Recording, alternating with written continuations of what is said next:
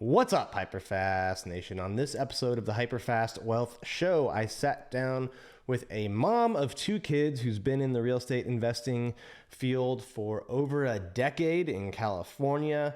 She wholesales, does rehabs, flips. She's done it all when it comes to real estate. She now teaches other people how to do it. Welcome to the show, Lauren Hardy.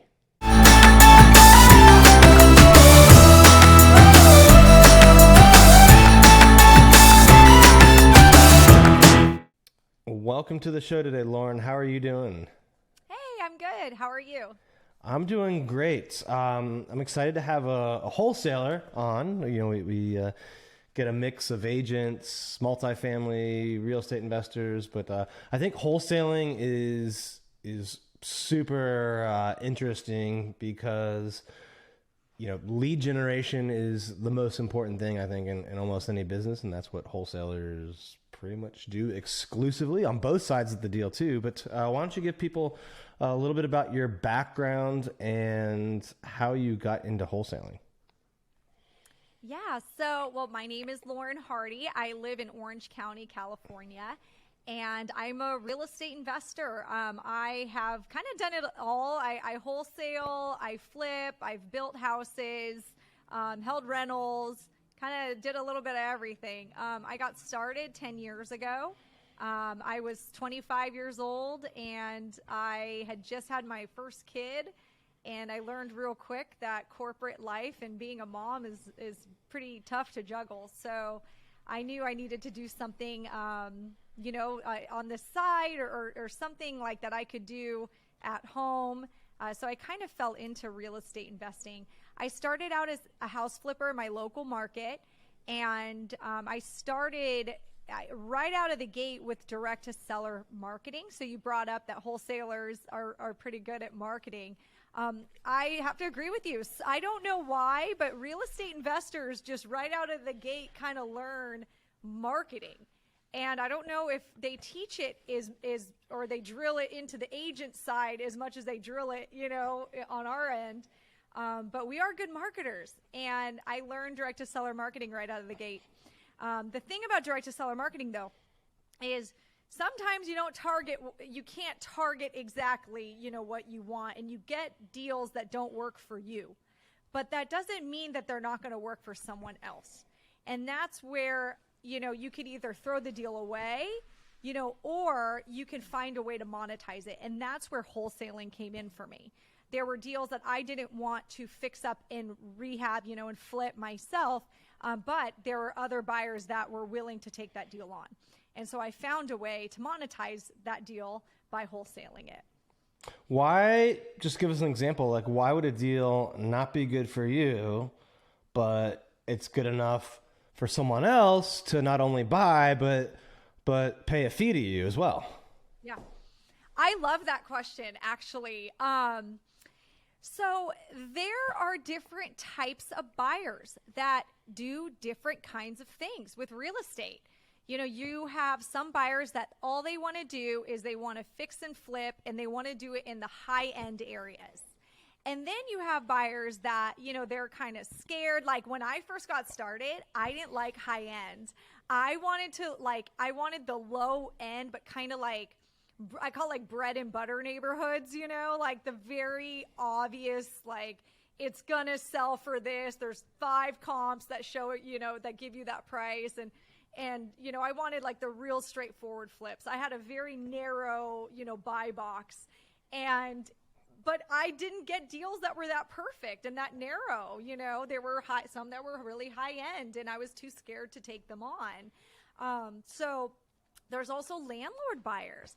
So we have, I could get a property, a lead in, and it's priced too high to flip it. If you fully gutted it and you try to fix it up, like the values in the area aren't high enough to justify even doing that, but there is a whole pool of buyers out there that they love that kind of thing, and they buy it, and they're going to put a tenant in it and keep it as a buy and hold investment, right?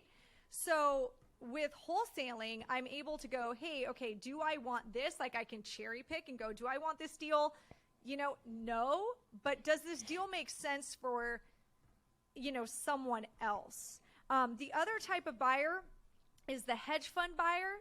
Now, they're same thing. They're going to buy and hold, but their underwriting criteria is different, than other buyers, right? So, like, as a wholesaler, you kind of need to know what pond you're playing in and what fish are swimming around you, and know, like, hey, this might not work for me, but this could work for this type of buyer. So I'm going to go market this deal to this buyer.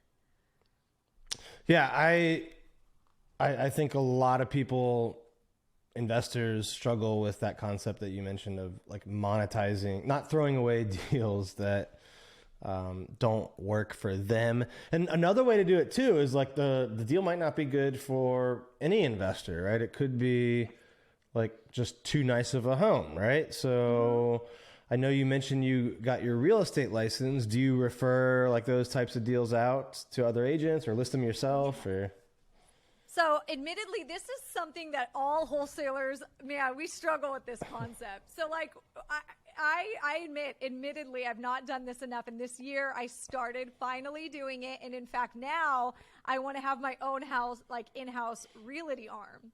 So, oh, I'm so sorry. Let me turn that off.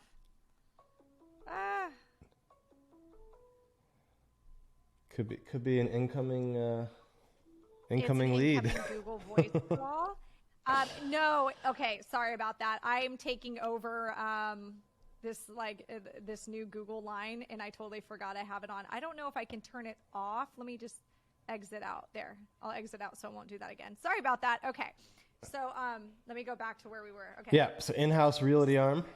Yeah. So admittedly, I have totally ignored realtor referrals for a very, very long time. And then I got with one of my friends. He's a very successful agent. And he's like, Lauren, you are so dumb. You're throwing money away. Your dead leads can be monetized by an agent.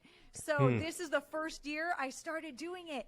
And when I saw the money, I got more consulting with a guy that owns a realty, company. And he's like, Lauren, you could keep 2 listing agents busy with the amount of dead leads you have. And they would probably get 2 listings a week, each of them. I'm like, oh my gosh, I can't believe it.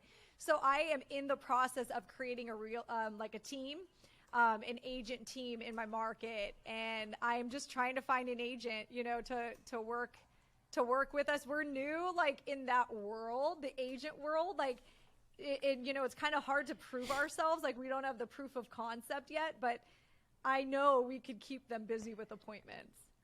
How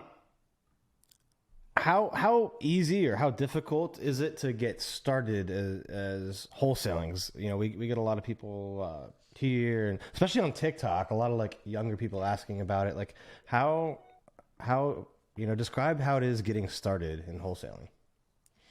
Yeah. Okay. So like any business, wholesaling isn't easy. Like no business is easy. Like if someone was like, how easy is it to be an agent? Yeah, you can be an agent. How easy is it to be a successful one that actually closes deals and can do it full time and pay, make a good income? Like I wouldn't say that's easy.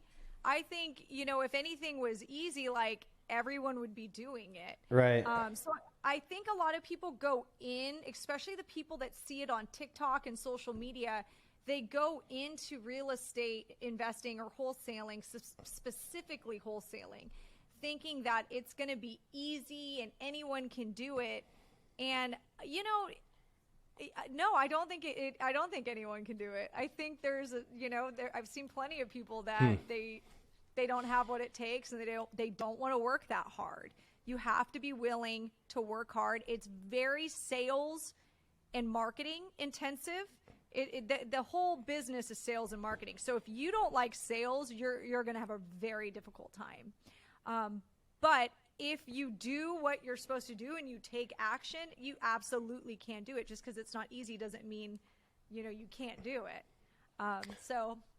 Yeah, I think there's a lot of similarities between wholesalers and agents. They're both kind of low barrier to entry, doesn't take a ton of money, but it's just really that again, that ability to have persistence and just really dive into sales and marketing. And if you can do that, you know, you can do well. If not, you know, you're toast. Absolutely. I mean, isn't that any business though?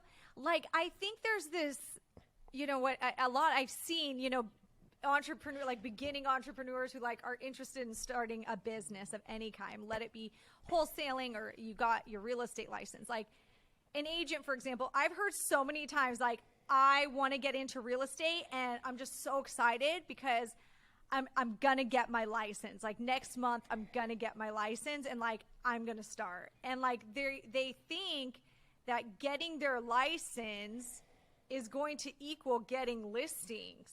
And they forget, or they aren't really aware that you have to promote yourself now. And the promotion is sales and marketing. So you need to study sales and marketing and be willing to commit the amount of time and effort it takes to build your pipeline. I think on the agent side, one of the best books you could read is The Compound Effect by Darren Hardy, because he started out as an agent and he talks about like, you know, what he had to do, you know, every day. And I remember talking to another business owner and he said he has a bookkeeping, it was like an accounting bookkeeping company. And he's like, so this is so crazy. I mean, here's my website. I put a website up and like, you know, no one's calling me. Should I just like get some Google ads or something? Like, how come no one's calling? Like he thought that like just putting a website up like that somehow the SEO machine would work and his phone would start ringing and he'd get his first client in a month. And it's like, no, it's not that easy. Yeah, it's not that easy. You know, business is just not that easy. Yeah, no, I agree. Most people think it'll happen too quickly or without putting in the work. And it's, I think it's definitely one of those things where you may bust your butt for 3 or 4 months with not much success, but then all of a sudden you might get 4 or 5 deals in a week. And it's, you know, people just quit like too soon, I think, in most cases. Yeah, and I think that the problem is that on social media, you have all these influencers that are like, rah, everyone can do it because I just want more followers, you know?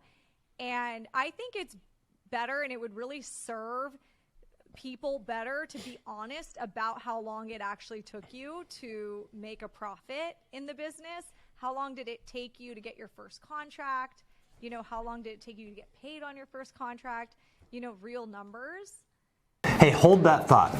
Do you want to get 100 tips for free from my best-selling real estate book, The Hyperlocal, HyperFast Real Estate Agent?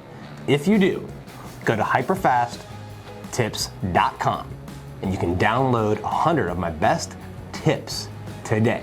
Again, that's hyperfasttips.com. You can download 100 tips on how to grow your business, get more clients, deliver more value to more people. Go to hyperfasttips.com. Yeah, no, I agree. People need to kind of step back and remember how long it took and what they had to go through too. Like I'm sure starting out for you, it was, you know, not smooth sailing at first. Like, is there a time you can kind of recall where you're like, what am I doing? Or like, Oh, absolutely. Absolutely. When I first got started, I had no money.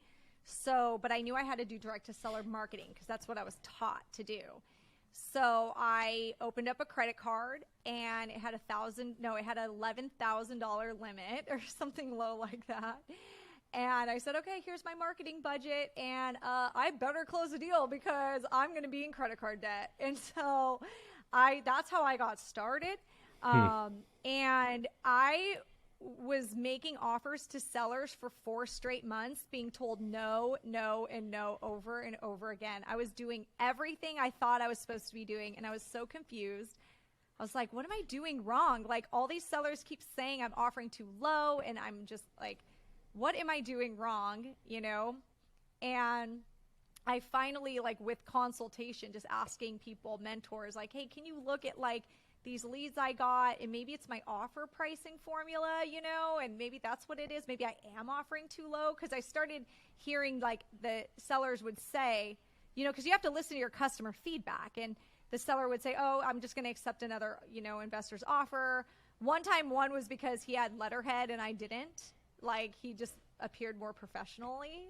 And so better believe I got some letterhead done after that. You know, another one was like, you know, just offering too low.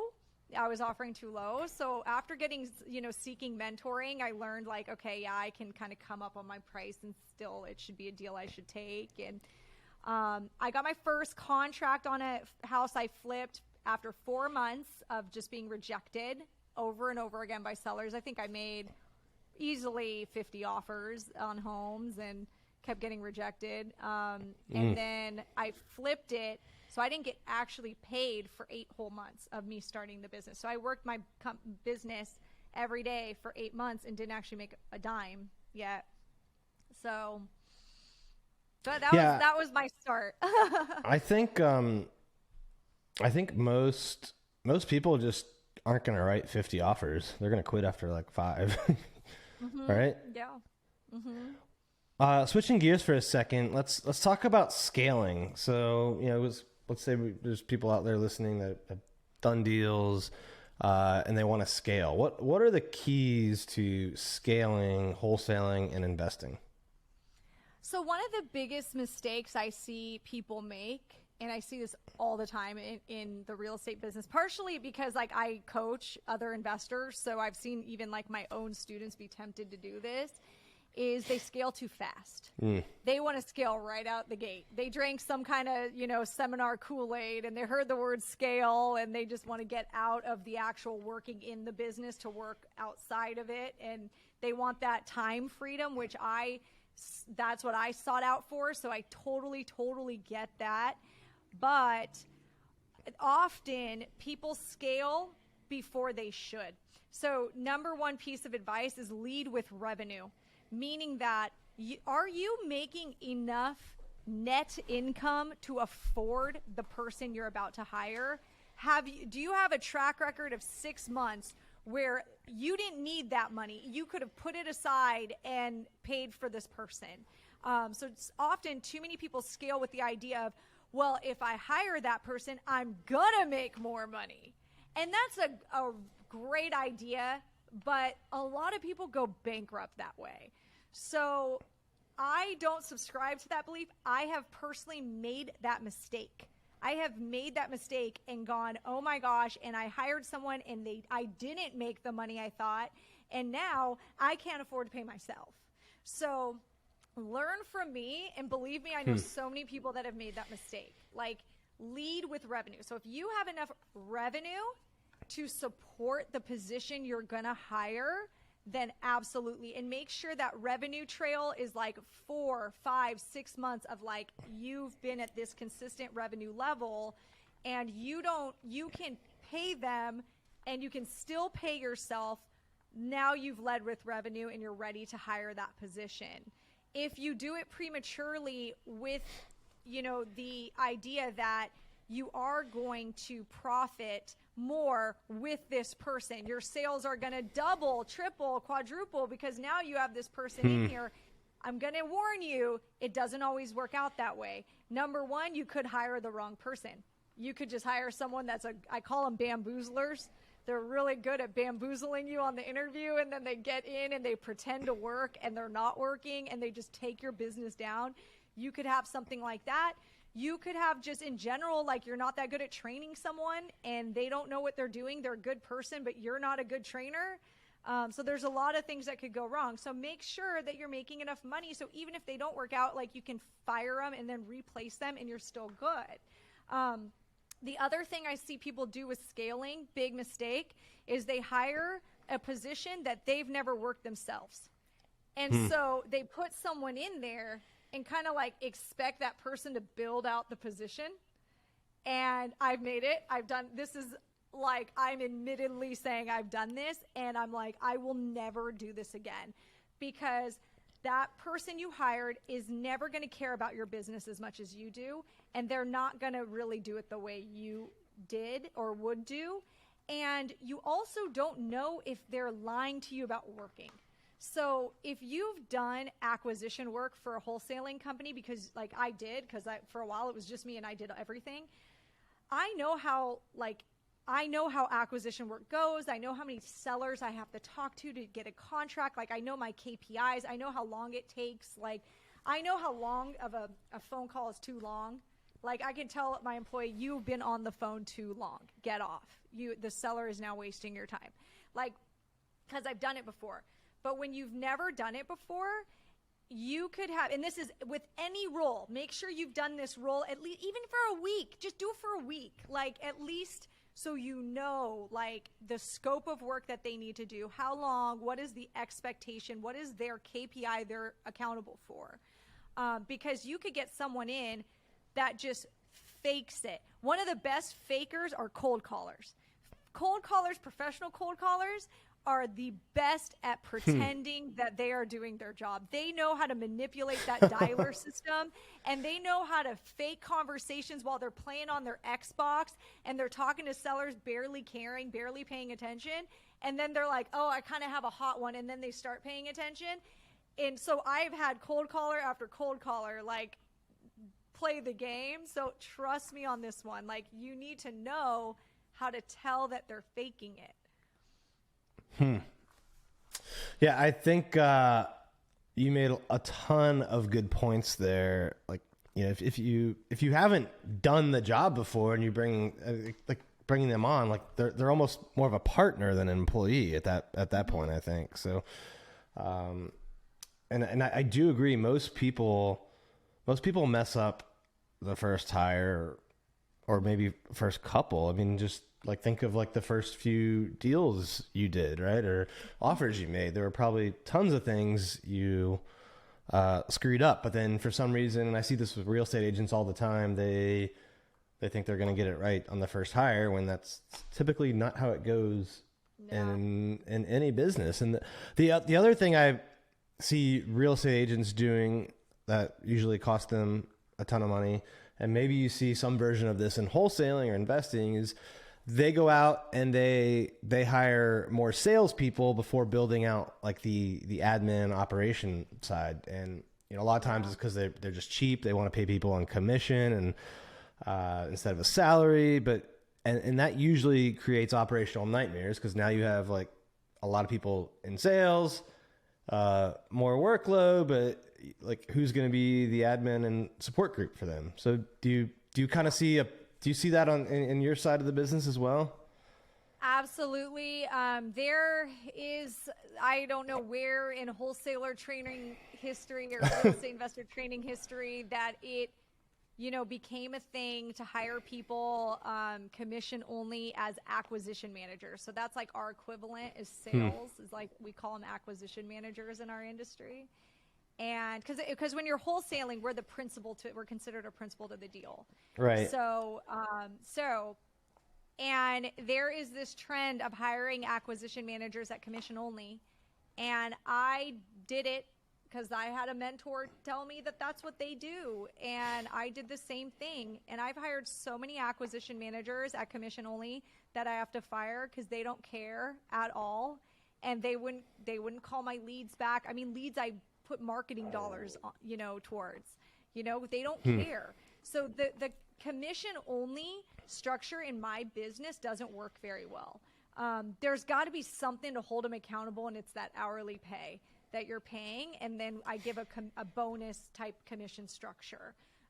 But there is something about the commission only that in my industry does not work very well. I know it's totally different on the agent side. There's more of an understanding that you're a commission only on the agent side. But I could absolutely see, because I'm told you I'm trying to build out a team, and I don't have the admin component. I have the admin for my wholesaling company, but like I don't have a real estate transaction coordinator in house, you know, because I don't do that business. Right. Know? So that was a component I had to think about, is the admin support. Hey, hold that thought for a minute. Do you want to take your real estate business to the next level? If you do, There's no reason to go it alone.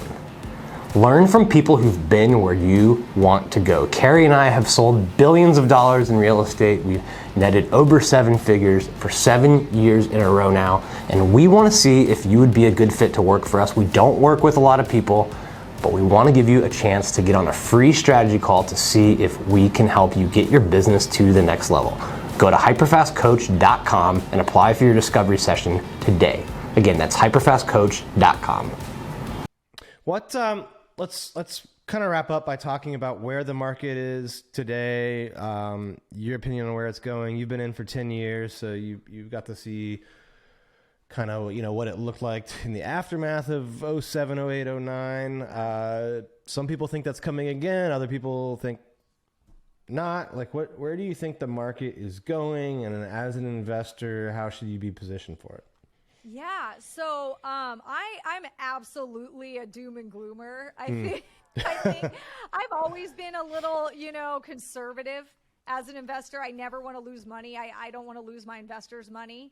So I don't want to buy anything that I think is something I could lose, money on. But I have been through a full cycle. I started this business on the last day of the recession, I say, and I rode it all the way up. And I've seen it. I've seen the sellers, and their attitudes change from when I first got started to now. And I'll tell you, this is my true opinion here. So I'm in Orange County, California, a very expensive area, and we have a lack of inventory. We have a huge lack of inventory. So I think that is what has kept our real estate market going up, and appreciating the last couple years. But interest rates just, it was like, I think with the interest rate increase, it's like that, what's the game, you turn the music off and you're still dancing. Oh gosh. Is that like musical chairs? Yeah. Kind of like the musical chairs, and one of the chairs got taken, there's that one person standing up, right? So what interest rates did, and let's use the example of my neighbor's home, because I swear I'm watching the recession start with my own eyes with my neighbor. So my neighbor is selling their house for $1.6 million. And right when they listed their house was like right after, I think, the first interest rate increase. And I noted, the house next door to them was not remodeled. It was a fixer-upper. It sold for 1.5. So their house going for 1.6 isn't a far off, because their house is fully remodeled, right? Right. And it's the same model house, same model, everything, right? But the fixer-upper sold when interest rates were still very, very suppressed. Now interest rates are not. That house costs a different amount now. That mortgage just went up significantly. It just went, I think it would have been a $6,000, $7,000 mortgage. Now it's a $9,000 mortgage. Like that is a different buyer now. But that different buyer in California doesn't want that type of house. They're revolting. They're like, wait, what? Like, I want the $2 million house, and I want my, to pay about under 10 a month. Like, so I think interest rates are going to force these highly inflated markets to come down. I've talked to many agents that are like high volume agents, been doing this forever, and they're like, yup, it's coming. Our listings are sitting now. I have like all my sellers are like, what's going on? And sellers are having a real hard time coming to Jesus with this right now. So there is going to be a serious moment where sellers are going to have to face the facts that the time has changed, and you cannot get these cheap loans anymore. And so your house is not going, you can't justify a 1.6 purchase price, because no one can afford it. And the people that can, they don't want this type of house. So I'm seeing buyers are pulling back in my local market right now. I'm seeing listings sitting all over. I'm seeing price decreases everywhere all of a sudden. My neighbor said one person made an offer at 1.5, which is what the fixer-upper sold next door. So I think in the markets where affordability is very low, like SoCal, the last I checked, and I checked prior to interest rate increase, was 17%. Okay, so in my area, 17% of the average income earner can buy the average home, only 17%. I think in these markets, you're going to see a shift.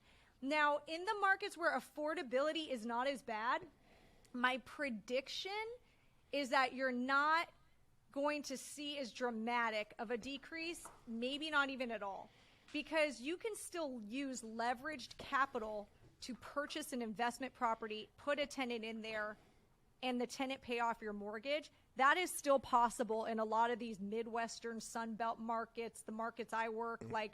So hedge funds are still pretty active gobbling up homes there. So I think it's going to be in the overpriced areas where you can't really use leveraged capital to buy anything in cash flow. I think it's going to be those markets that you're going to see it. Interesting. No, that's a great take. I mean, it sounds like you think it'll be different for different markets as opposed to the last time where it was just like the sky kind of fell on almost everyone. Yeah, it did. But, actually in like some of the markets like I'm in, for example, it only went down like 10%, whereas like in California, it went like 50. So it could just be like that again. It could be California goes down 20%.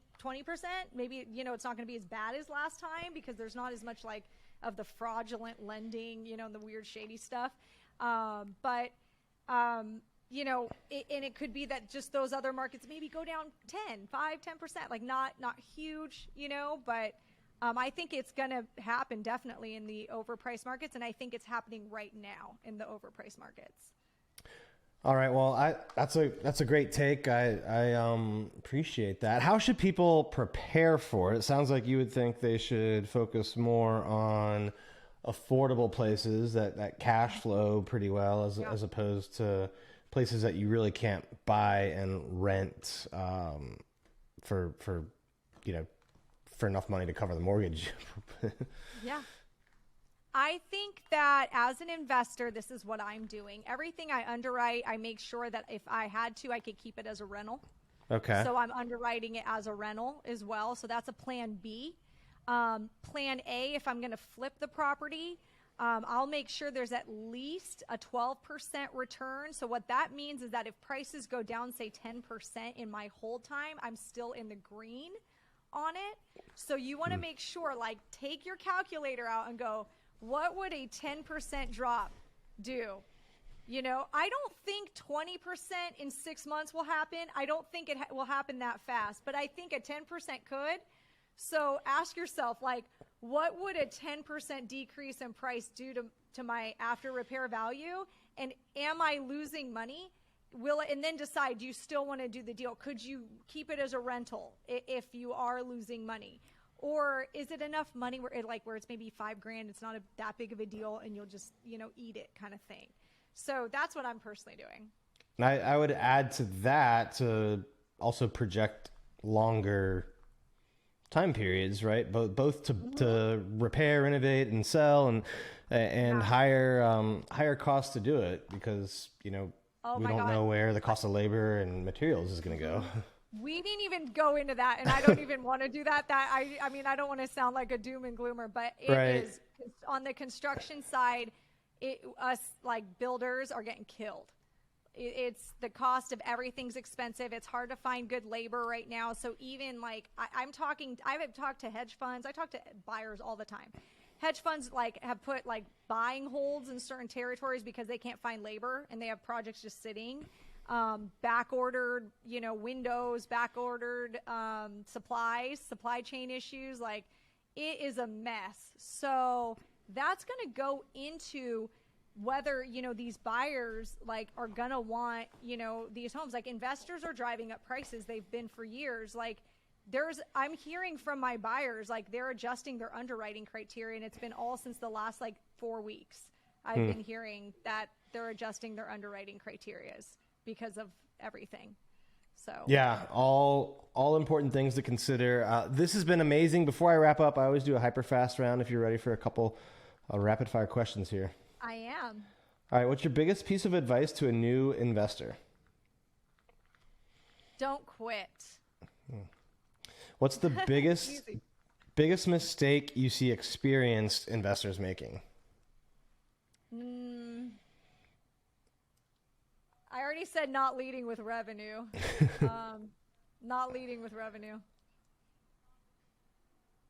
All right. If you had to start over and all you could take with you was the knowledge you've learned in doing this for a decade, you couldn't bring your money, your connections, any of that, what would you do? If I were going to start over, oh my gosh, I have to think about that.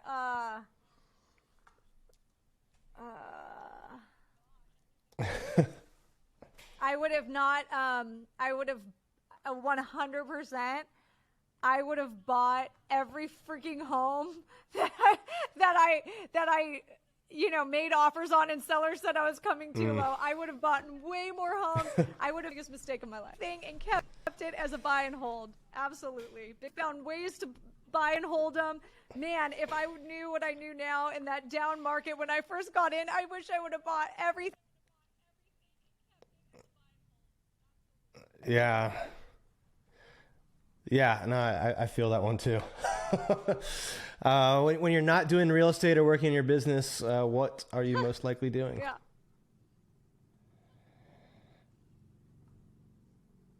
Ooh, I'm a mom of 2 kids, so I'm probably taking them to volleyball practice or their friend's house or having sleepovers at my house. Or I just got a new puppy, so a lot of puppy duty. All right, last one. Where do you see yourself 10 years from now? Or 5.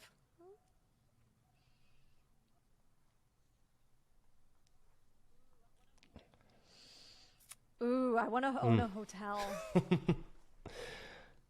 All right. Well, thank you so much for being on the show today. I know, I think you mentioned... I'm keeping my answers really short. Yeah, I don't know if I'm supposed to. that's perfect. There's a little delay in the audio though, so that's why maybe it took me a second to respond. But I appreciate your lessons on investing, marketing, sales.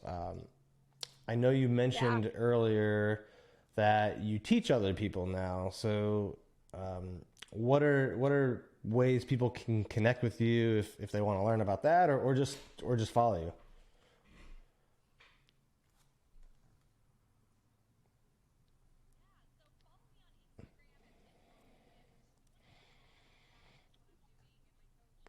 So follow me on Instagram at thismomflips.com, or if you want.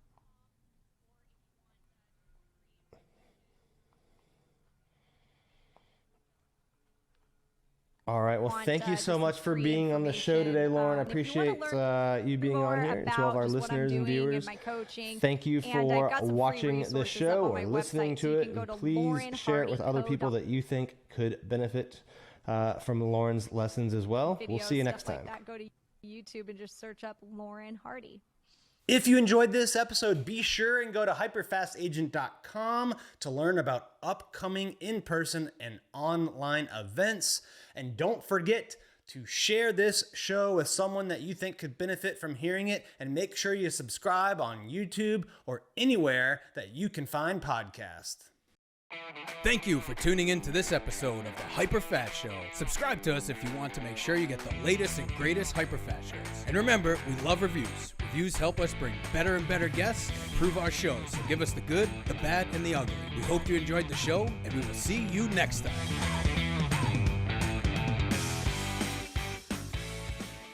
Hey guys, thanks for sticking around to the end. I hope you enjoyed that video, and if you want to see more, click right here. And if you want 100 real estate tips from my best-selling book, click right here to download them instantly. And if you're new to this channel, click below to subscribe.